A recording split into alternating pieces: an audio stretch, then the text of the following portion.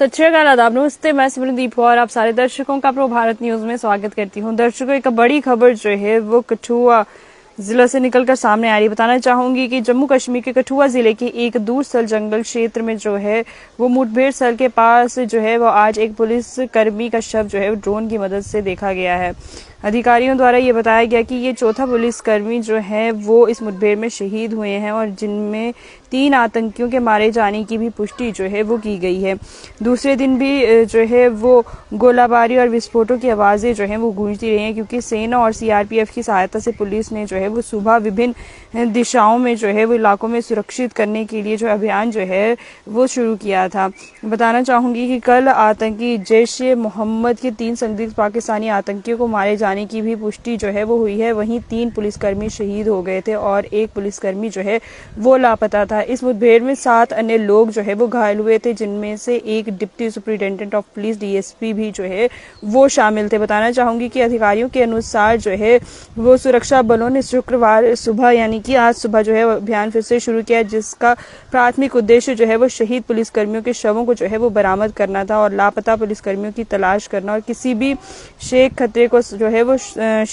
को जो है वो समाप्त करना था। बताना चाहूंगी कि संयुक्त सुरक्षा बल लक्ष्य क्षेत्र की ओर जो है वो सतर्कता से बढ़ रहे हैं, क्योंकि माना जा रहा है कि वहां अब भी 2 आतंकी जो हैं वो छिपे हो सकते हैं। पहले इन्हें भी मृत मान लिया गया था, लेकिन ड्रोन से उनके शवों का पता जो है नहीं चल सका है। अभियान जो है वो कठुआ जिले के राजबाग क्षेत्र में जखोले गांव के पास केंद्रित है और ये अभियान जो है वो गुरुवार सुबह 8 बजे से ही जो है वो शुरू हुआ, लेकिन जब पुलिस ने हाल ही अंतर्राष्ट्रीय सीमा पार कर हीरानगर सेक्टर में घुसे आतंकियों के खिलाफ संज्ञान जो है वो अभियान तेज कर दिया, तो हालांकि ये स्पष्ट नहीं किया गया कि वह आतंकी समूह है जो पहले हीरानगर के सन्याल जंगल में जो है वो सुरक्षा बलों की घेराबंदी से बच निकला था। ये एक नया समूह है। बताना चाहूंगी कि इस मुठभेड़ के दौरान जो है 5 पुलिसकर्मी, जिनमें से एक उपमंडल पुलिसकर्मी अधिकारी एसडीपीओ भी जो है वो शामिल थे और एक नदी के किनारे घने जंगल के पास जो है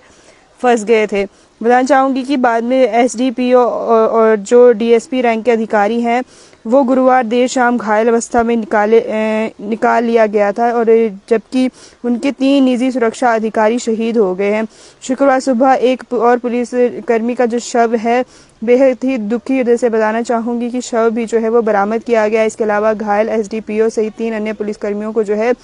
कठुआ अस्पताल में जो है भर्ती करवाया गया है, जहां उनकी हालत जो है वो स्थिर बताई जा रही है।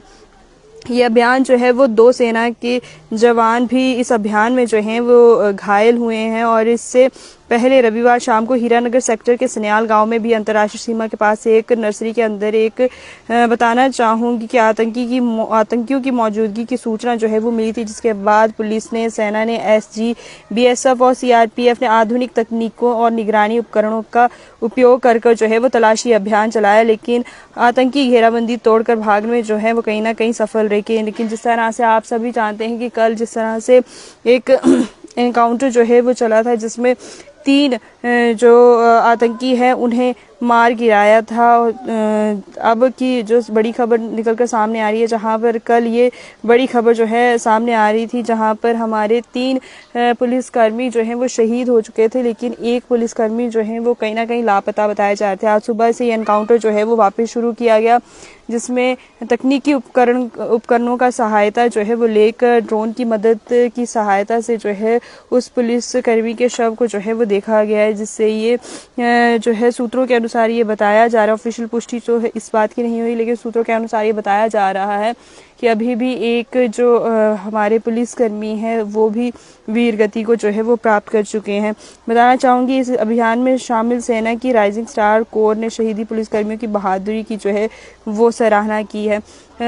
उम्मीद करते हैं कि आप सभी भी, अगर आपको कोई ऐसी सूचना मिलती है आतंकियों से जुड़ी, तो ज़रूर आप वो सूचना जो है वो जारी साझा करेंगे और साथ ही साथ दुआ ज़रूर कीजिएगा हमारे जितने भी सेना इस समय, जितने भी सिक्योरिटी फोर्सेस इस एनकाउंटर का हिस्सा हैं, उन सब के लिए उनकी लंबी आयु की दुआ ज़रूर कीजिएगा और साथ ही साथ ये भी दुआ कीजिएगा कि जल्द से जल्द इन आतंकवादियों को जो है वो मार गिराया जाए। क्या कुछ कहना है आपका, किस तरह से आप इस खबर को देखते हैं, ज़रूर अपने विचार साझा कीजिए। समय हो गया अब आपसे इजाज़त लेने का, मुझे दीजिए इजाज़त, धन्यवाद।